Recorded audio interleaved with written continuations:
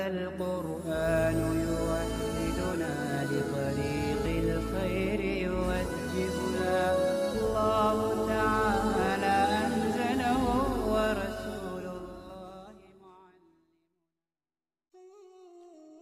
بسم اللہ الرحمن الرحیم۔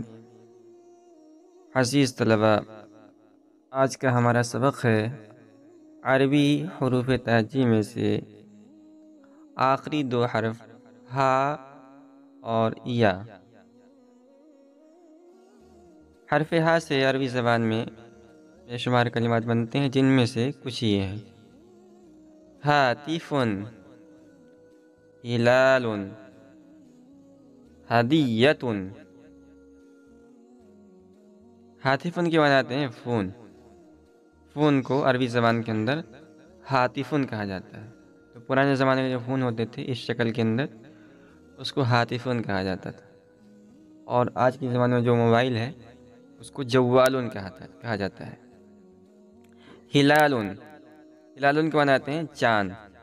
چاند کو جو ہلال کی شکل یعنی اس شکل کے اندر ہوتا ہے اس کو ہلال کہا جاتا ہے، ابتدائی دن کے چاند کو۔ اس کے بعد آتے ہیں ہدیۃن۔ ہدیۃن کے معنی آتے ہیں تحفہ۔ تحفے کو یا گفٹ کو عربی زبان میں ہدیۃن سے تعبیر کیا جاتا ہے۔ حرف یا سے بھی بے شمار کلمات بنتے ہیں، جن میں سے چند یہ ہیں: یدن، یقطین، ینبوع۔ یدن کے معنی آتے ہیں ہاتھ۔ ہاتھ کو عربی زبان میں یدن کہا جاتا ہے۔ یقطین کے معنی آتے ہیں کدو۔